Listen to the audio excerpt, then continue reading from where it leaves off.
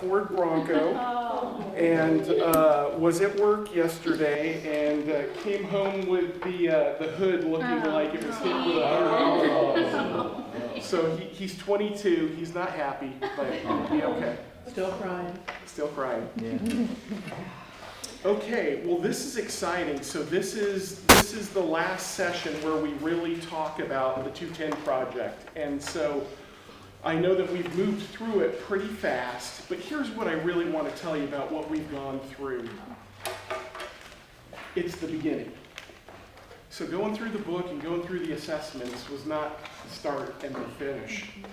Once you go through everything and you end up here with your ministry action plan, it's a tool that you will be blessed with for the rest of your life. And so like I've shared with you with my 210 project assessment that's out in the cloud, I've gone back to it over the last 3 years and written things in there. And Gary made a good point about it, and you're going to see it in this document, is having a covenant community around you of people that as you're reading the scripture, as you're praying, as you're looking back at life experiences, and you think about your design, your passion, and your calling, you can ask people that know you and say, hey, do you see this in me? I'm thinking about this. I just want you to give me some validation or some wisdom on this topic. And so that will help you down the path. And I will share with you one of my big calls is in teaching and teaching leaders how to lead well and how to create value in the organizations that they lead within. That started off with a bunch of CEOs, but it's manifested itself in a bunch of different ways. Colleges, youth, people that are not leaders in their businesses, people that are leaders in the community. And so it was very pointed in the beginning. It was a certain group of people that I was called to work with, and that body of work has just grown in who it touches. So I use that as an example because that's happened over the last 10 or 15 years. It looks very different today than it did 15 years ago. And so it's a beginning process. So what I just want to share with you, I'm not sure if everybody has made it through this, but the last step in the process, after you do your day of solitude, you enter in your information, you get your ministry action plan. And from this ministry action plan, there's a page of congratulations that talks about what you've done. It points out about finding companions for your journey, talking about your spiritual DNA, talk about some of the challenges that you may face, and then it comes up with your action plan. And I just want to share for a moment, because we talked about this, but on page 3, it goes into a sharing process, and this is what it says. It says, to get the most out of sharing your ministry action plan, follow these steps or a variation on them, whatever works best for you. But make an appointment with friends that are part of your covenant community. Pray about your time with your friends. You may even open up your time together in prayer, asking God to help you see what He's going to do in your life and the life of your friends. Pray that He blesses your friendships. Share who you are in God's workmanship. Share what you think the good works are that God is calling you to and some of the challenges that you face. And just ask them for feedback. And I will say, as this is the beginning of the process, part of that process is you and God and hearing from God, and then meeting with other people with God and validating that. And that's a big part of these next steps as you go forward. But what I want you really to know is at the very end of this process, this is pay dirt for us. And this is what everything boils down to, is your ministry action plan. And it's pretty straightforward. It says, what is your plan for impacting your workplace? What is your plan for living out the ministry that God's calling you to? What's your plan for impacting your neighbors? And what is your plan for impacting your family? So as we talked about all those hats or all of those roles that we have, God calls us based on how we're wired to lead and live a certain way. And then there's callings. And so how do we facilitate all of those things together to make an impact. And so with that, at the very beginning of the class, in the syllabus, I think Patty, Gary, and my emails are out there. So as we go through the next couple of minutes together, if you have any questions about your map, feel free to reach out to Gary or Patty or I, and we will figure out the best way to get you situated and to answer questions for you. But again, my prayer is that this blesses you, that it gives you a frame of reference and a direction to head in. And now it's just hearing God and being open to where He's calling you. So with that, I'd like to hand it over to Gary, and we will dive into the rest of the class material. Can you tell me where in the syllabus the emails are? I think it's in the email. I think it's right. Is it on In the the first email? or the second page? It's on right down here. It says equip at Oxford Bridge. So the second Oh, page. just this one. Mm-hmm. Oh, wait a second. I think that's all we had. Okay, well, if you reach out to Sylvia, everybody has Sylvia's email address. She'll put you in contact with us. Okay. All right. There's a need. Okay, so our last general time together before we do the breakouts for starting this evening in the next 3 weeks. So I'm going to use this diagram one more time to kind of orient us to where we have been and where we're still trying to go. So we started off with biblical foundations, and that was really week 1. We just tried to look at it scripturally, and we mainly did that through looking at the 3 mandates from Scripture: creation, mandate, Great Commandment, Great Commission. Then we spent 2 different weeks on the discovery process. And those are really opportunities to kind of look for trail markers along the way that begin to help us not only discern who we are, but in light of who we are, how God may want to use us. So if you remember, we did some looking back to be able to look ahead. We looked at personality, strengths, gifting, but we also did some of that other discovery of just experiences and how's God used us in the past as an indicator of how He might want to use us in the future. Then tonight, we're going to focus on 3 things: generations, gender, and intelligence. So that's where we're headed. And tonight will be based more on research than it will necessarily on Scripture, where we've kind of kept things obviously very biblical up to this point. Tonight we're going to lean a little bit more on research because it informs us pretty well when it comes to these 3 topics. But these 3 topics matter also, meaning that there's some uniquenesses around generations, and it's pretty definable, and it's pretty, in many ways, you can foresee it, you can forecast it. And so there's some good things we need to talk about there. Then as we look at gender, we'll look about at least one aspect of the difference between men and women as we encounter these realities. And then finally, intelligence. Got good news and bad news on the realm of intelligence. So we'll lean in a little bit of social science and some neuroscience on this. So that's kind of where we're headed. But at the end of the day, and what Tim's been highlighting, we are kind of coming down to this area that we've dubbed calling. And I mentioned this in the first week, that it can be kind of mystical, and sometimes we leave it, I think, a little bit too much in the mystical. But it's invitational language in the Scriptures. Both in Hebrew and Greek, the primary word means primarily an invitation. So even when we think about calling related to salvation, it's an invitation to come to faith in Christ. Same thing when we think about our contribution or our vocational choices related to what God might want us to do. And I think there'll be a series of invitations for us. Here's the unique aspect of calling from the Scriptures, though. Every invitation requires a step of faith. Every invitation, including salvation, right? But so does surrender, which is an invitation that's clear in Scripture. And I would call that a calling. Sanctification, to continue to walk with Jesus to become more like Jesus, is an ongoing invitation that requires successive steps of faith. Therefore, so does contribution and vocation. It's always going to require a step of faith. And part of the reason is because God is still shaping us. He's still molding us. He wants us to fully trust Him all the time. And I said it before last week, we rarely trust God until we have to. We tend not to trust Him until we're kind of put out on the edge of our faith. And there's something a little bit challenging right on the other side. It's like, okay, Lord, I don't think I'm completely sufficient for this. I need You. And so I find, at least in my life, every time I've had some new arena in which I know He wants me to step into, it's been right there. It's like, ooh, go or no go. I don't think I can do this. but I think the Lord wants me to step into this. So I have to trust him. Does that make sense? Yeah. So that's really where we're headed with all of this. We wanted to see that biblical foundation. We're looking at these different markers that do matter about how God may be guiding us, steering us, preparing us. But you're going to come to some point, maybe even tonight or through the breakouts, where the Lord is going to present you with an opportunity. Will you trust me in this?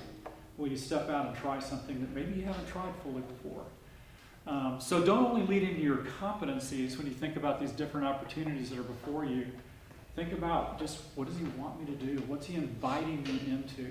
And it's as much about your growth as it is helping someone else and make a spiritual difference in their life. Okay, you with me? Hey, told you I grew up in Birmingham, Alabama. There's a couple named John and Mabel. Mabel's just a good southern name. And John and Mabel are one generation ahead of me, so I've known them for a long time.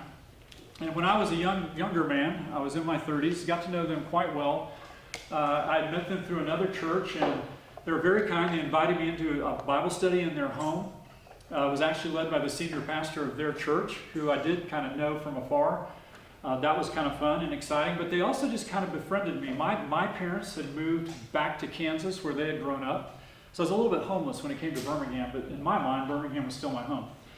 So I would often kind of hang out with John and Mabel when I had a chance to go back to Birmingham and just see them, and they would just very engaging. But they were also a role model for me as a married couple. And I want you to hear just a tad of what they did, because to me, they're exemplars of everything we're talking about in this class. John was a graduate of the University of Alabama, just like me, but he was, again, a generation ahead. We were in rival fraternities, so he loved to tease me mercilessly about my fraternity and how inferior mine was to his. Always had a quick wit, always just a little bit of sarcasm, a little bit of fun at my expense, which was fun. I could handle it. And then Mabel, to some degree, was kind of the quintessential Southern belle in some ways. Just a very gracious, generous, hospitable woman. She had raised 3 children. She had recently just kind of emerged from that season where all the kids were either off to college or on their own.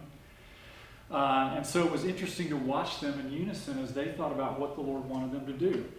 What happened over time as I watched and engaged with them is that John used his skills as a quite stout businessman within the church. They were part of a large Presbyterian church in that city. Had a huge missions effort. This is back in the 80s, and that church had a $3 million missions budget then. So one of the most mission-minded churches in our city, and John was the committee chair.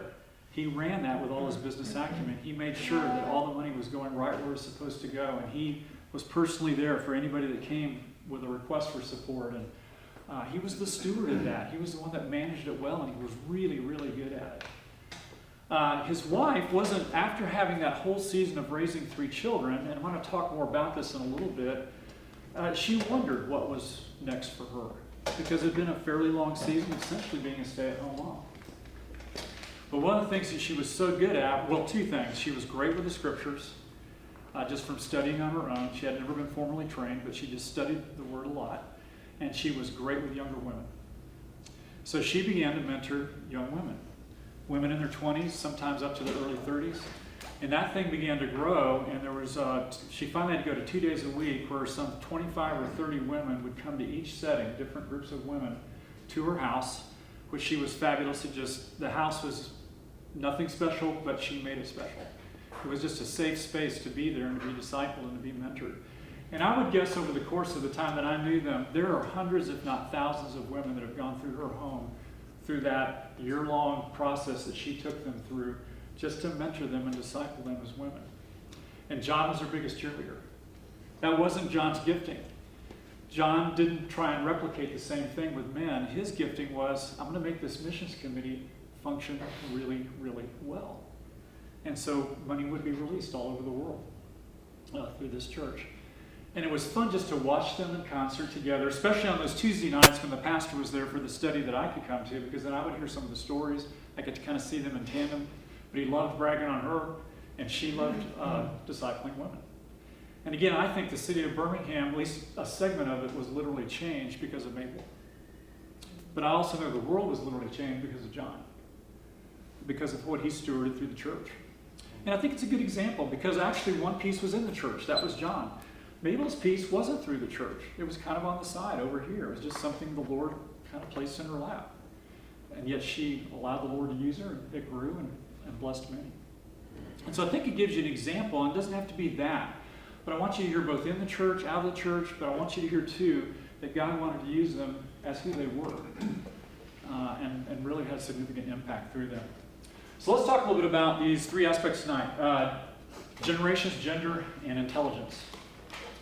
Okay, so there's a lot of ways, if you go to social science, about how to divide up generations. Probably the most common construct is between 7 and 8 different current generations that you can look at by age. They all get new labels. You probably know we're now on Generation Alpha because we had Gen Z, we had to start over. So we went with the Greek alphabet, now we're at Gen Alpha.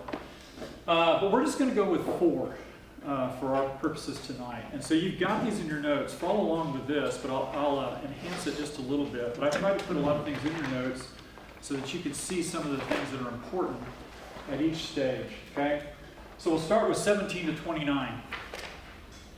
So for some of you, this may not be you, but it may be your kids or others that you know. But notice the things that I put in the notes under 17 to 29. These are the things that they should be focusing on. One is to build foundations. Build foundations. What do I mean by that? Well, at least in 3 areas: financially, relationally, spiritually. Financially, relationally, spiritually. Now, I have 2 20-somethings right now. Mine are, Carrie's and my kids are out. Our daughter's 28 in New York. Son's 26, and he's in Jacksonville, Florida. And they're still working on all 3 of these aspects. What's interesting to me with my kids and their generation, and probably the generation behind them, I think relational is going to be the biggest challenge. Not necessarily financial or spiritual.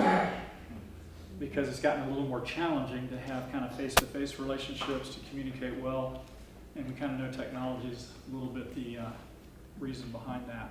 And so Carrie and I find in our coaching now, we're past parenting, can't parent anymore. That stopped when they were about 13. But we're coaching from afar, but a lot of it's coaching around relationships, just friendships even. I'm not talking about romantic or otherwise, just friendships. But that's part of the foundations. I think another one's to begin to help them understand to explore options. It is interesting to me to watch, and I have done a lot of student work in my ministry years, and there has been significant shifts where I find a lot of kids now, they're locked into what they think they're going to do for life. Yeah. And yet it's probably not going to bear out that way. And I'm watching that again through my own kids' eyes. My son's desperate to leave his job right now after 3 years in it. But he thought this was going to be it. And so this idea of exploring options, I say both vocationally and in service. Serving the Lord, how you might be inviting them in at that stage of life, not to lock down something, but to explore something and see what's out there. You can see third, focus on character development. And we spent some time talking around character, but I think especially for the 17 to 29, it's developing a sense of endurance by forming habits and practices. Discipline.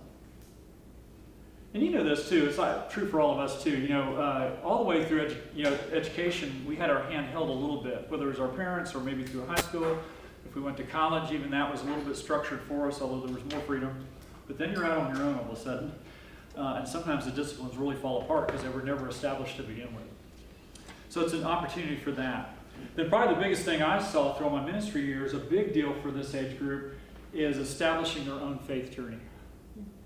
Almost everybody goes off to college with what I call secondhand convictions.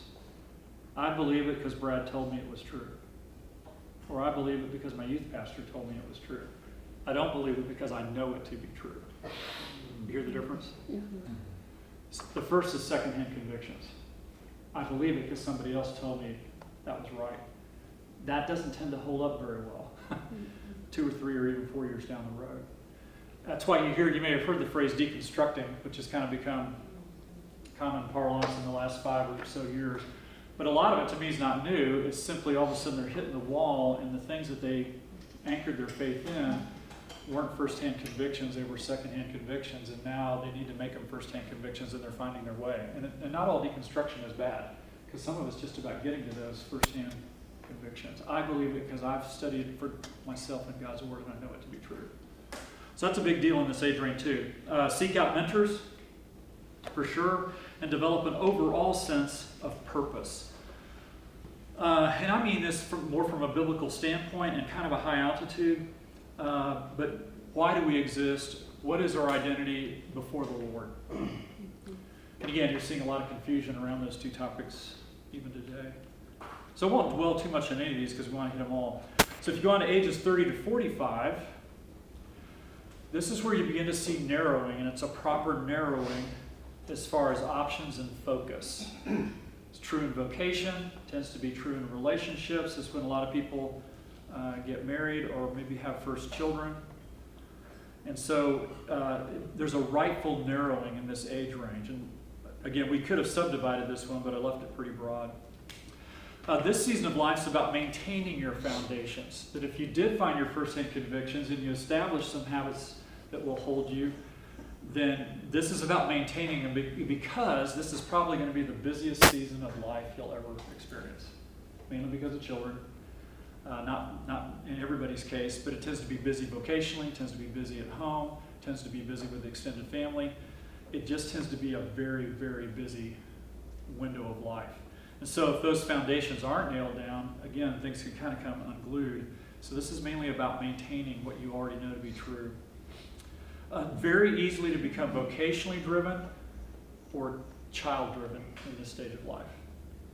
Either vocation trumps everything or children trump everything. And it's not that you do need to be a good provider and you do need to be a good parent, but sometimes it becomes child-centric or money-centric, something that maybe isn't actually that helpful. But you want to be more intentional about living your overall purpose of how God sees you, who He wants you to become, even your intimate relationship with Him. This is a huge season to begin to clarify what success really means. I find a lot of people in this stage of life need to redefine success because it was typically built on finances, on achievement, on rising, and those things don't hold very well at some point.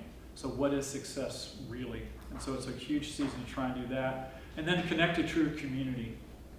Because it's such a busy season in life, I find a lot of people in this age range lose community. And what I mean is there's pseudo-community and real community. Pseudo-community is hanging out. Real community is being vulnerable, sharing your life. And it's easy in this season to kind of have more pseudo-community because of all the time constraints again. It's just hard to sometimes get there. Yeah, Mike? Gary, question. Yep. So this stuff here, like obviously you can look out in the world and you can see that this stuff is like crazy accurate. Is this like going back to biblical times? No, this is more of a modern construct. This is modern. Yeah, Okay. for sure. Okay. Yeah, so this is more current social science and kind of what we've created Okay. in the modern world. Okay. So You we don't could even know if this probably- is God's design. Yeah. What's that? We don't even know if this is God's design.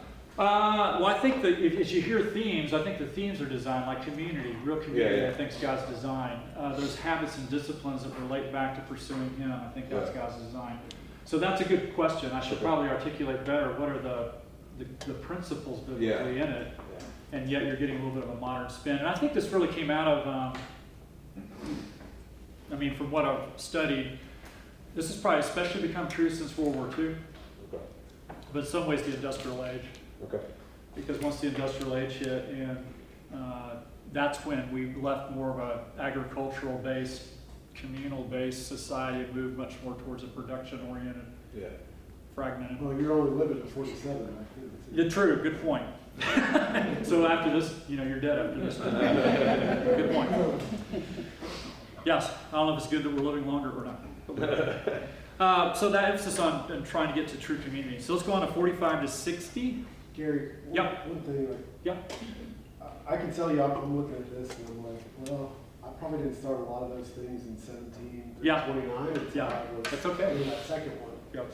So, what would you say to somebody that's like, trying to find their purpose and feels like maybe they're like a little bit behind? Yeah. Well, two or three things. One, there's a whole lot of grace. God's got you. And so I don't think there's necessarily in His economy you're early or late, because He's got you, and He'll pick you up right where you are, and there's space and there's time and there's room. And I will say this, I think with just natural maturity, you can capture some of these things and recapture them much quicker than you could have 10 or 15 years ago. And we'll get to intelligence in a little bit. but your brain's better now than it was. 100%, because I feel like I Should we go started a lot of this when I was late in that first stage. Yeah, But it's like now I know. yeah, yeah. But I was like trying to figure it out. back Yes. Yeah, and it's interesting even within our own church. You guys probably see it when we have baptisms. We're seeing a lot of things in this church I've never seen in my previous history with churches. But one of them is we're seeing so many more adults come to faith. You know, it used to, and the statistics are still pretty accurate, but they're changing. It used to be that 85% of the American population came to, if they were going to come to faith, came to faith by the age of 18. Meaning very few came after 18. That's now shifting. More and more people past the age of 18 are beginning to come to faith. And so it's okay. Yeah, I don't think there's anything you need to feel bad about, or I don't have any prescriptive way to say, here's how you catch up. Because I don't know if you need to catch up. Yeah. I think you just need to walk with the Lord. Yeah, But you've got some advantages at this stage of life, actually. I've got some experience. For You sure. do, yeah. It's right, that's true, good and bad, right? We all do. Yeah, absolutely. Yeah, and you've got a story to tell. Mine's kind of bland. No way. I love great stories. You were in Bangkok? Yeah, that's accurate. Yeah, he got added some stories. You were for stranded sure. on the mountain. Hey, that's right. Yeah, there you go. jalapenos. Yeah. Okay, 45 to 60. So here's the tension you see, this fancy word, the tension between generativity and stagnation. Hey, what does generativity mean? Shouldn't use that word. It's that tension between moving on and you're free to leave what's behind versus feeling stuck. 45 to 60 can be a huge stuck season. I think I told you almost all of my coaching clients I hit at 28 to 32 or 45 to 55, and they're both stuck. The younger ones are stuck because of what I said earlier. They thought they had the ideal job and it turned out not to be true. And so they're stuck about vocation. 45 to 55, they've done the lion's share of their vocation. To some degree, they've made their mark, and they're stuck because like there's got to be more to it than this. And they feel stuck at a soulish level. Or younger ones feel stuck at a vocational level. So there's a stuckness that can show up pretty predictably in this age range. And sometimes it's that, can I let go of what I have and what I think defines me and not stay stuck, and can I move ahead to maybe what God has for me? But it's different than just my job. So they call that a midlife crisis. Yeah, I try not to, but yeah, more or less. Yeah. This is when character gets exposed. All of a sudden, and sometimes it doesn't necessarily mean exposed that other people are like, oh wow, you're way worse than I thought you were. It's more about ourselves thinking, wow, some of my choices have backfired on me. I made intentional choices and they actually were poor choices. They were wrong choices. Now I've also made some good choices and those have worn out too. But there's almost this clash of looking back and seeing that tension exposed and sometimes character exposed where there were poor choices maybe made. It's also a season you can see there where they're coming to terms with wounds and those poor choices. In other words, you have enough life behind you to see like, okay, I've caused some hurt and I've been hurt. Now what do I do with all that? And sometimes it can be very traumatic. Others, not so much. But it's often coming to terms with some of those things. Therefore, it can be a make or break season in what I call bitter or better. So, have a fairly quick story. How are we doing on time? Maybe we won't. First time I ever went to Daytona Beach, this is back when spring break. That was a big deal to go to Daytona from where I grew up. So, party city. I don't know how many thousands of university students were down there during my week of spring break. But in Daytona Beach, when Alabama was out early March, there were always three significant groups of people at Daytona. There were the students. There were the biker gangs. You think, why? Because if you know anything about Daytona, it's famous for the Daytona 500 stock car race. Immediately following the Daytona 500 is the Daytona 200 motorcycle race. Not as famous. But it drew gangs and motorcycle people from all over the country. And so Harley's up and down the street constantly. And then you had the retirees. You had the older crowd. And I remember trying to just meet people and strike up conversations occasionally because it didn't have that much to do all day long. And I always thought, well, looking out across the landscape, okay, this crowd's drunk and have been for 24 hours. That's the students. There's the biker gang. I thought, they look a little intimidating. I don't have any leather. The old people, sure, they're gonna be they look like an easy group to talk to. But what stuck in my mind from that particular week, first time I've ever been down there, within 5 minutes, I would label anybody I met bitter or better. And it was fascinating because they often told the same stories, but one group had one outcome, one group had another. One group was blaming everybody for their problems, and they won't see their kids ever again, and they have nothing to do with extended family, and they're angry. And the other group's like, yeah, I've had a few bumps and bruises, but life was great. You know, and they were so encouraging, and they would want to sit and talk for a while.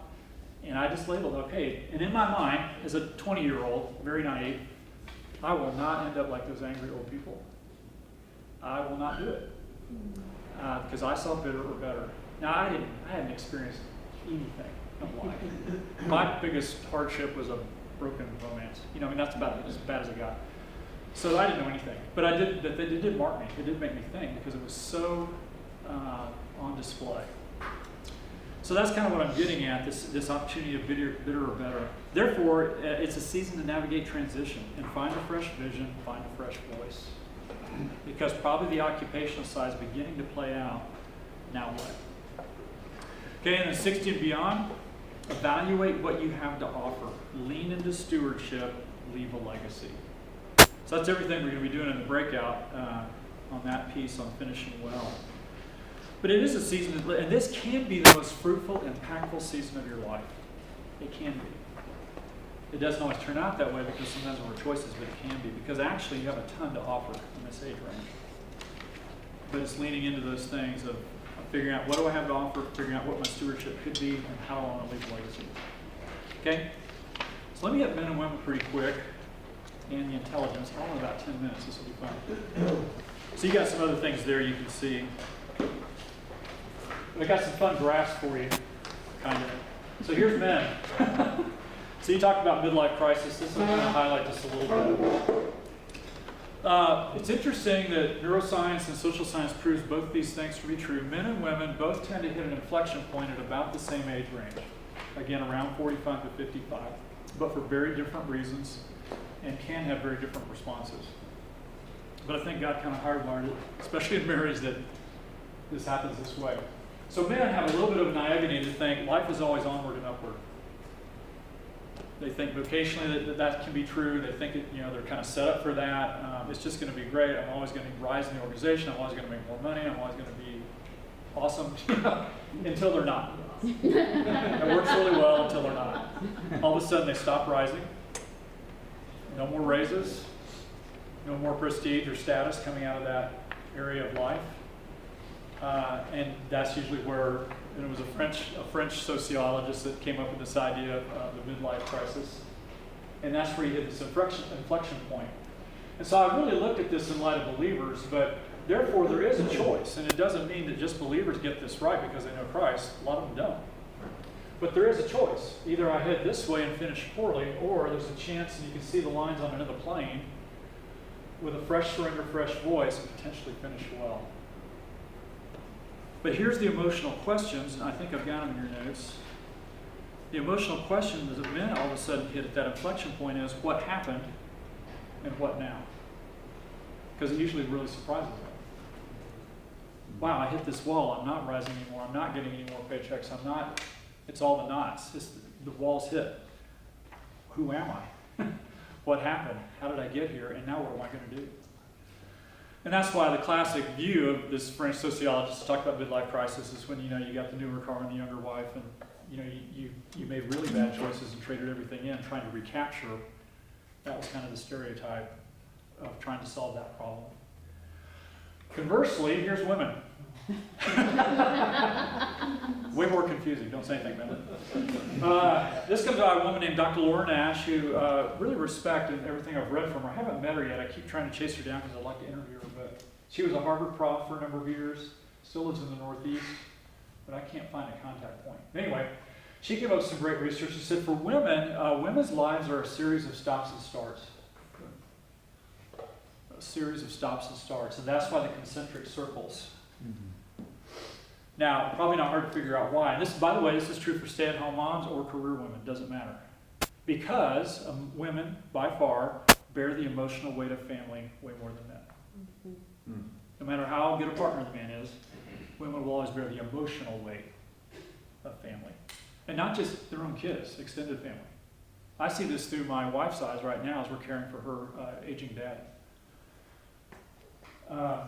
But about the same age, you're going to hit an inflection point, but for a different reason. Remember, men quit rising. Women hit it because kids move out. All of a sudden, the emotional weight for a season is lifted a little bit because they're not as present. So there's the same inflection point. There's still a choice here, but the emotional questions, if you notice, are different. Who am I really, and am I able?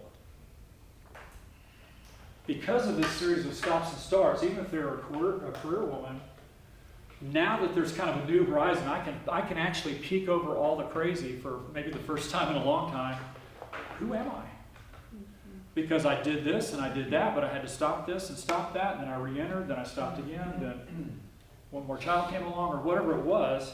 It's this series of stops and starts, and it's confusing, and there's not this smooth path of accomplishment or gain or necessarily. And then then the question is, well, I think maybe I know who I am and what could be true, but am I able? Am I really qualified? Am I good enough? And so tends to be the emotional questions that women hit. Now, for both these groups, I'm stereotyping pretty strongly, and this is general, so I'm not telling you this applies to everybody, but I have had a lot of women agree with me on this. It's not my research. But you still have that choice again for a fresh voice, fresh surrender. And often, women see their greatest impact by far at this stage of life more than men, sometimes. Not always, but sometimes. Gary, what does this mean, reemergence crisis? The reemergence crisis says that all of a sudden the kids are out of the house, the emotional weight of family is lifted a little bit. And so that's that reemerging. Who am I? Am I able? Those questions tend to come in. Okay. Again, in my coaching life, because I have men and women that I coach both, and so again, I see this. I've got a woman I've been coaching for a year that's a VP of a food industry, a restaurant chain out in California, and she feels this. And she's got 3 sons; they're all out of the house. But she's a VP, but she's still trying to figure out who am I really, because this push and pull has been constant for the last 20, 30 years. So that's the challenge for men and women. That's the gender difference I just wanted to highlight, because don't be surprised by either one, whether you're a man or a woman, by that inflection point, but navigate it with the Lord and the community. It feels like if you were to go, if you took somebody of deep faith and you threw them in this mix, it would be less of the Yes, I think that's because true. they're more Yes. trusting in my track there, Bible study. Yeah, I think so. I don't think you'll miss it. Okay. I think you're still going to hit it, but you'll navigate it differently. Yeah. And I would so 2 things. Both again, because we tend to, in our Western mind, we tend to emphasize a personal walk with the Lord so much that we leave out the communal aspect. So it needs both. You need a growing deep walk with the Lord, and you need community to navigate this. That's good. You're not going to do it just as spouses together because you're both hitting it at the same time. So that's not good.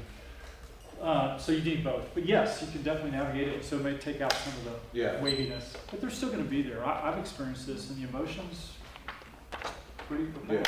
So is there a midlife crisis for the women? yeah, I think it is. Yeah, again, even it's funny, even for men, they've kind of ditched that term. Sociologists saying, I'm not sure it's quite what that guy thought in France. Which I came out in the 50s. That's not a real old concept.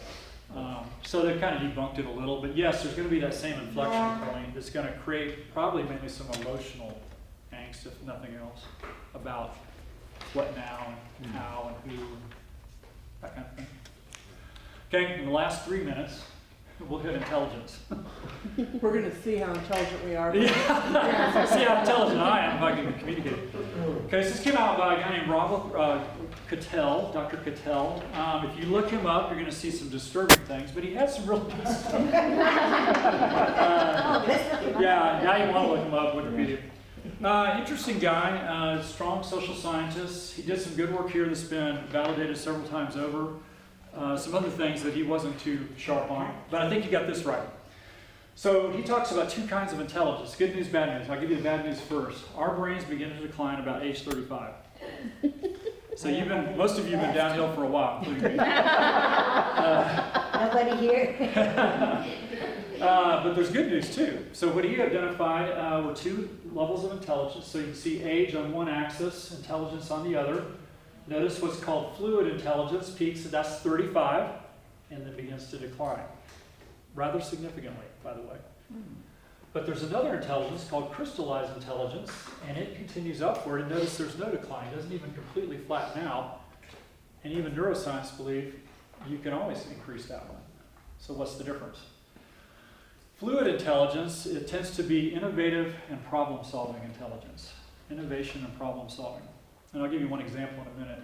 Crystallized intelligence is storehouse intelligence. Think of it as library intelligence. I don't mean reading books. I mean you're taking in knowledge and you retain it. You're a storehouse of knowledge. Does this make sense so far? So what my best example of this is, Cattell would say that's why you don't want young guys running the business. You don't want a 28-year-old running a new software company because they're going to innovate their way right out of business. You want somebody older, actually, at the helm who understands and values the 28-year-old's contribution because they're the ones that are going to solve new problems and come up with something new, but they can't sustain it, typically. So the best example in my mind is Steve Jobs, because we all know Apple and Steve Jobs. And if you read anything about him, he obviously launched Apple, created the Apple computer, but was kind of a tyrant early on in his life. And people didn't necessarily like to work for him, except the beauty of what they were creating. And if you remember, he left at a point, before the iPhone, by the way. And he tried a couple of other things, didn't go that well, and Apple didn't do well. They tried a couple of other, I think, at least 2 other CEOs, did not go well, and eventually they reached back out to Steve, brought him back in, and it took off again. But he was a much older man. That's when the iPhone came out. Somebody else thought of it, he didn't, but he knew gold when he saw it, and the App Store and everything that came with it. And so he's kind of an example of somebody that was declining in fluid intelligence, kind of hard to work for, left, but then as he gained crystallized intelligence, was a great leader for what they needed at that point in time. And then, of course, he died of cancer, but at kind of an early age. But that's a little bit of an example. So here's the advantage you have. This never declines. You can keep working on crystallized knowledge. You can keep being a storehouse of knowledge. And that means you have something to steward. And part of that is simply wisdom and life experience. So the crystallized doesn't have that much innovative? Well, once you get to this point, it doesn't mean you can't solve problems. It means you're probably solving problems with the knowledge you have, but you're probably not dreaming up the next innovative thing that's going to come out and change the world. But you'll find the person. You've got the ability to find the right person that could. That's why, again, you want these people looking out there for that next person over here that can shock the world and change something. But typically, these are not great leaders because either they don't know what to do with what they've created or they can't sustain it. And that's why you do see a lot of startups, if they don't get some leadership, older leadership around them sometimes, don't do that great. Or they have to sell out quickly. So I say that because I want you to be encouraged with this piece. Because I think our world, it's changing a little bit. Some of it's driven by economics. I don't know if you saw it recently, it came out this week again, they're thinking about making retirement age 75 instead of 65. And some of that, there's a lot of people in the workforce that want to keep working. Some of it's just sheer economics. Nobody can afford to retire anymore. But I think there's also this notion that, hey, there's a lot we can still do in this side of life. There's a lot to contribute, and it's necessary. And the key is figuring out what you have to offer. What's that storehouse of knowledge that's unique to you, and how can you steward it well?